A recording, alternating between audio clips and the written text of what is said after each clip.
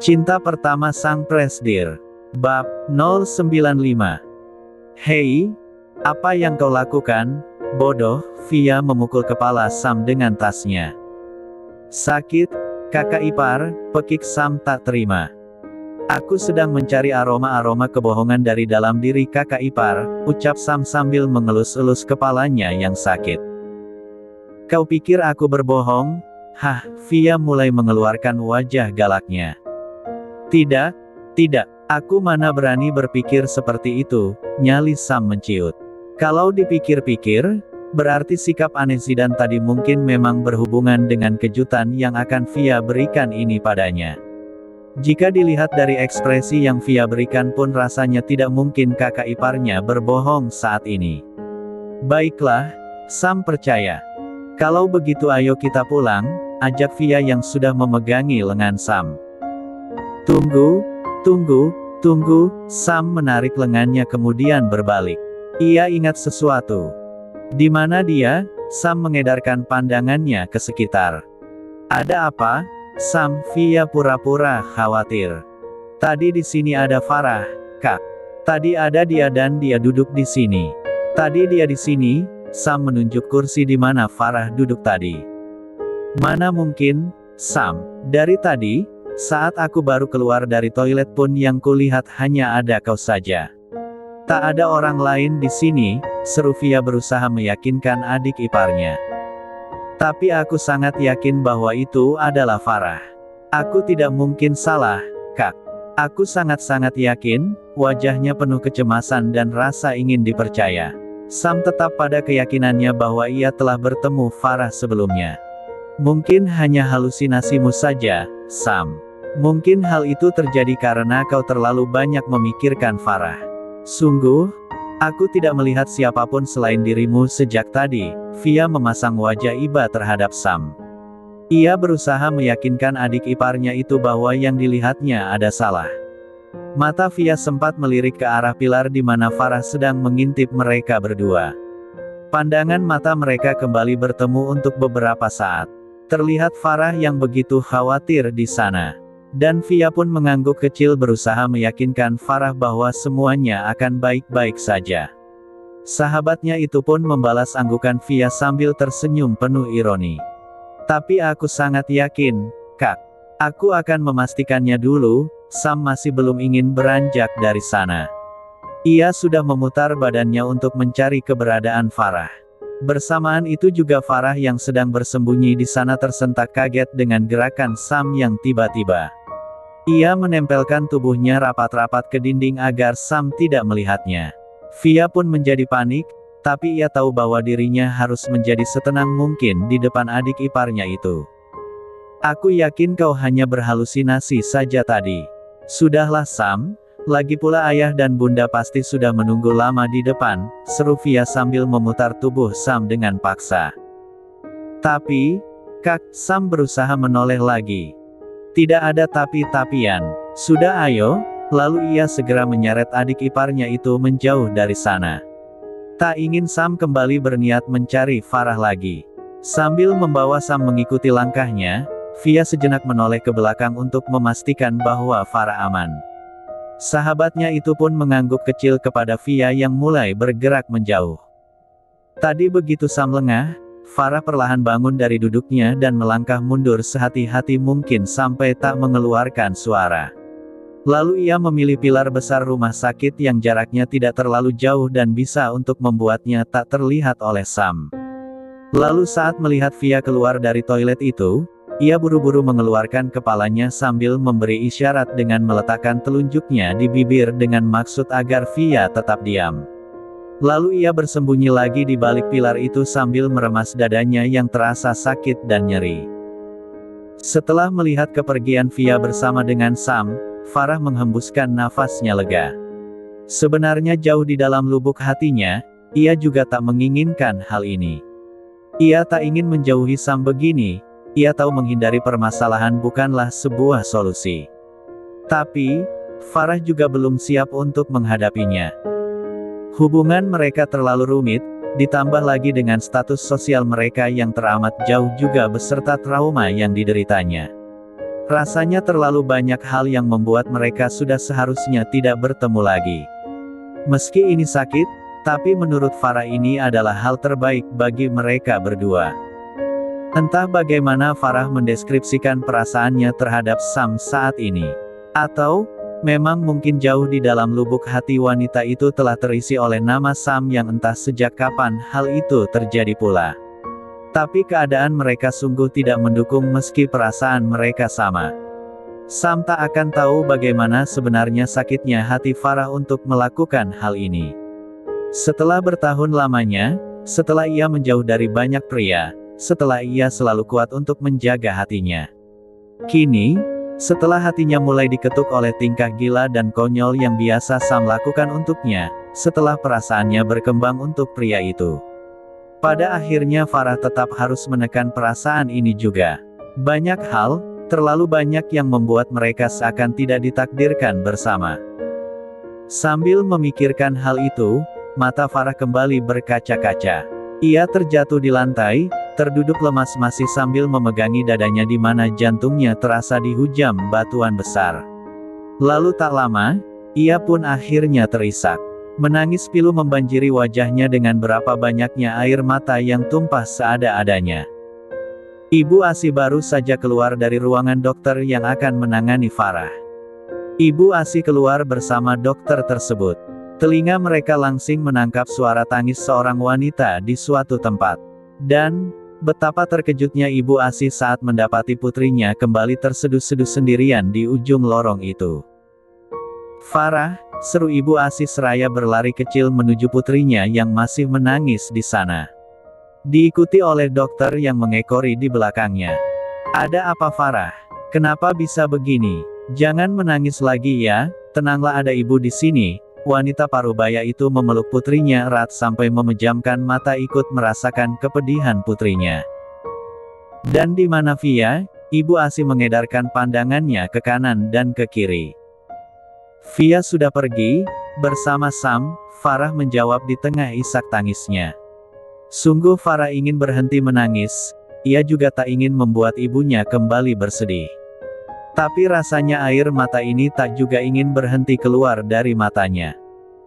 "Baiklah, ayo masuk ke ruangan saya."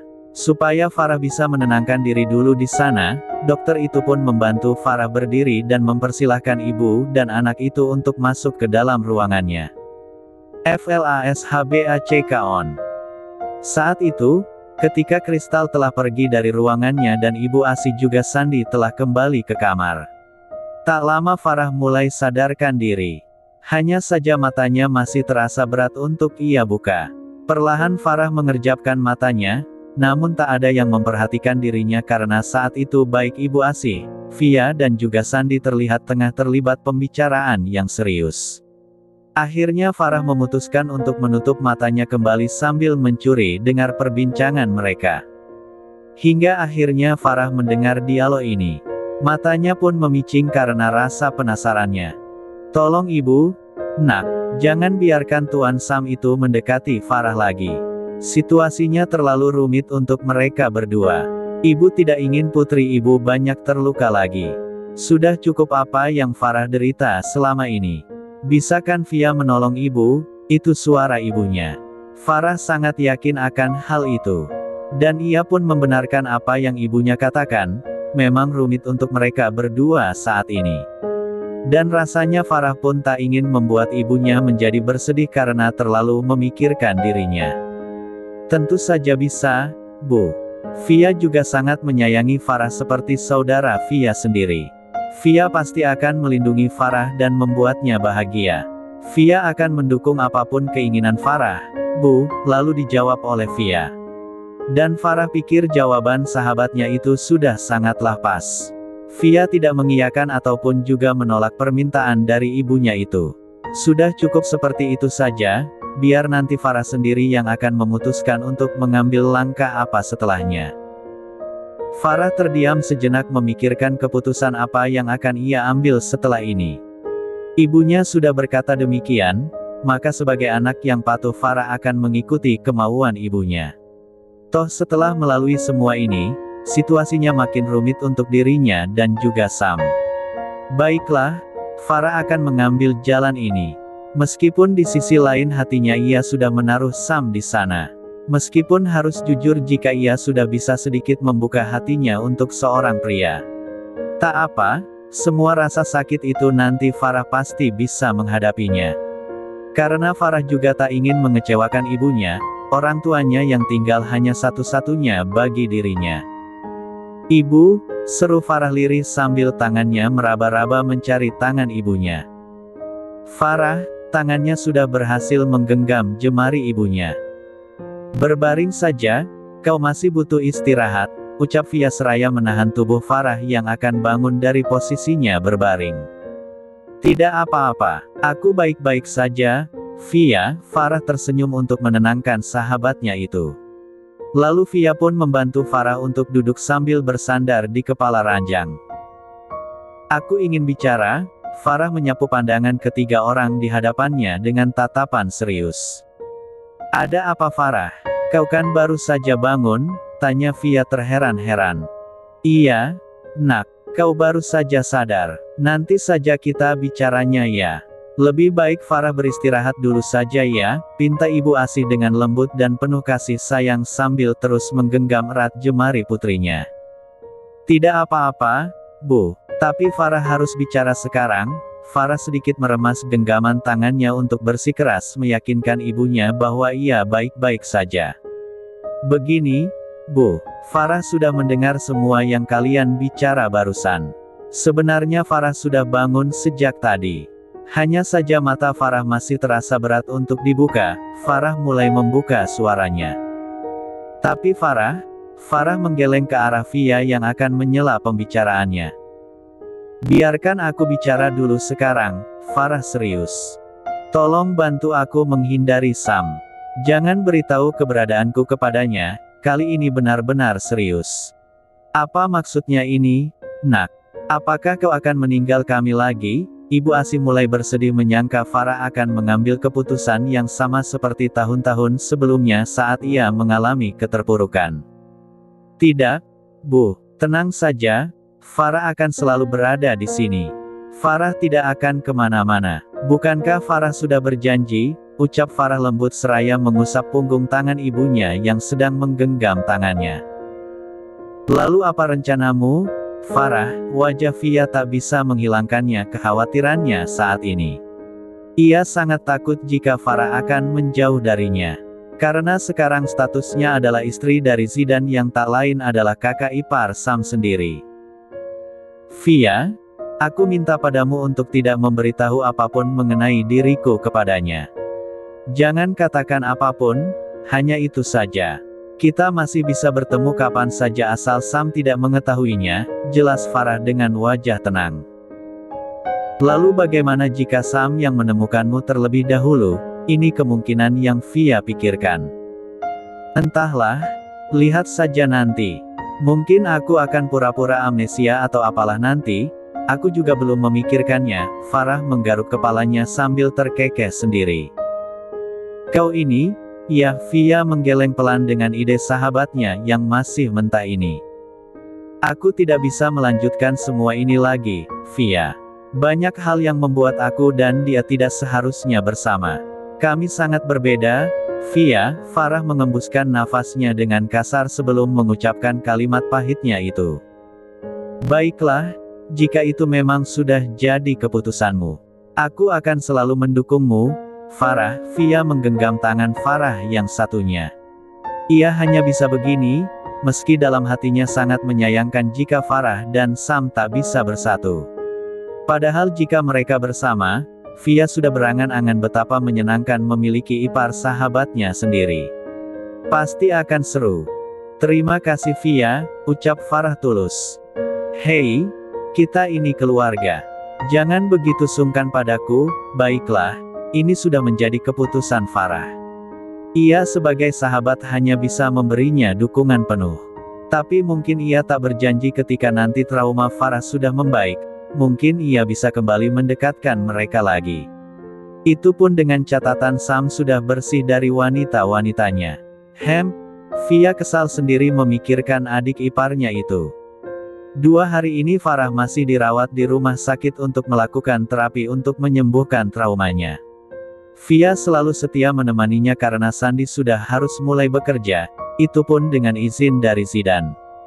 Dan ia juga berpesan kepada suaminya itu untuk tidak memberikan kepada siapapun perihal Farah ini, apalagi adiknya, Sam. Maka selama 2 hari itu juga, Via tak pernah menampakkan batang hidungnya selama Sam dirawat. FLASHBACK off. Maaf ya untuk ceritanya akan saya persingkat karena terlalu kepanjangan episodenya, dan mungkin kalian juga sudah bosan. Saya akan langsungkan ceritanya ke pernikahan Farah dan Sam. Hei, pengantin pria, apa kau tahu sekarang sudah jam berapa? Nyonya Rima membentak putra bungsunya itu dengan sebuah teriakan yang sangat keras. Di tangannya masih ada gayung yang barusan ia gunakan untuk menyiram anaknya yang sangat sulit untuk dibangunkan itu. Bahkan hampir membuat repot semua orang. Sudah pukul 7 pagi dan calon pengantin pria sama sekali belum menunjukkan batang hidungnya. Dan orang yang ditugaskan untuk mengurusi penampilannya pun tidak mendapatkan jawaban setelah beberapa kali mengetuk kamar hotel milik pria itu.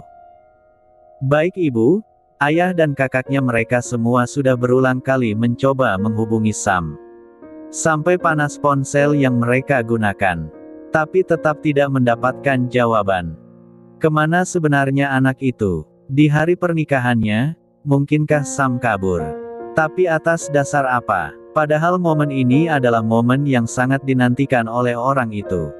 Masalah ini hanya diketahui oleh keluarga Pratama. Dari pihak Farah tidak ada yang mengetahuinya. Mereka tidak ingin membuat yang lainnya lebih khawatir lagi. Ataupun malahan menimbulkan masalah karena terlalu banyak yang mengetahui masalah ini. Sampai saat terakhir mereka berpikir bersama, hanya Via yang terlihat tenang. Berulang kali ia mengedikkan kedua bahunya dengan wajah acuh. Bukannya tidak peduli dengan masalah yang menyangkut adik iparnya ini. Tapi ia tahu, adik iparnya itu memang konyol, tapi ia tidak sebegitu bodohnya untuk meninggalkan momen berharga ini begitu saja. Pasti orang itu hanya melakukan hal konyol saja. Zidane, kenapa kita tidak meminta seseorang untuk membuka kamarnya? Mungkin saja adikmu itu masih terlelap di dalam, sambil memakan roti lapis di tangannya. Via menyampaikan ide yang tiba-tiba muncul di kepalanya itu. Mertua dan suaminya segera menoleh ke arah Via. Mereka nampak bodoh sendiri karena tidak memikirkan hal ini sejak tadi. Dan jadilah sekarang Sam yang sedang menikmati murkanya Nyonya Rima. Bunda, ada apa? Aku ini masih mengantuk sekali. Pria itu protes pada ibunya sambil mengelap wajahnya yang basah dengan selimut di tangannya. Sam sedang berusaha mengumpulkan nyawanya yang belum sepenuhnya menyatu. Ia lalu mengedarkan pandangannya melihat satu persatu orang-orang yang sedang menatapnya dengan ekspresi marah. Ada Tuan Dion bersama Nyonya Rima dan juga Zidane di sisi lainnya. Tak ada Via, karena saat ini wanita itu masih belum selesai dirias. Kepalamu itu isinya apa sebenarnya? Zidane langsung saja memukul kepala adiknya itu agar ia cepat sadar. Kau tahu ini hari apa? Hah? Kini giliran Tuan Dion yang bertanya dengan marah. Ini hari Sabtu, kan? Jadi biarkan aku tidur lagi. Sekarang kan hari libur, jadi aku bebas. Sam masih protes sambil menyibak-nyibakkan pakaiannya yang basah. Baiklah kalau begitu, Bunda. Sebaiknya kita batalkan saja pernikahannya. Tuan Dion memalingkan wajahnya acuh. Ia mengajak istrinya itu untuk pergi dari kamar putra bungsunya. Tuan Dion merangkul bahu istri Naya itu lalu berbalik pergi. Ia lalu merebut gayung yang masih berada di tangan istrinya itu ke lantai, sehingga menimbulkan suara yang keras. Pernikahan siapa? Sam bergumam pelan. Suara dentingan yang keras itu lalu membuat Sam benar-benar tersadar. Ini adalah hari pernikahannya. Hari yang sangat penting baginya. Hari yang ia tunggu-tunggu selama hidupnya. Tunggu, aku sudah ingat. Ini hari pernikahanku. Tolong jangan batalkan pernikahanku, Ayah, Bunda. Sam berteriak pada orang tuanya yang saat ini sudah hampir mencapai pintu kamarnya. Terdengar seperti permohonan yang menyedihkan. Waktumu tidak sampai 1 jam lagi untuk sampai di aula tempat kau dan Farah akan mengadakan akad nikah. Zidan berbalik untuk mewakili orang tuanya untuk menjawab. Sedangkan kedua orang tua itu terus melangkah sambil menggelengkan kepala. Selalu tak habis pikir dengan kelakuan putra bungsu mereka.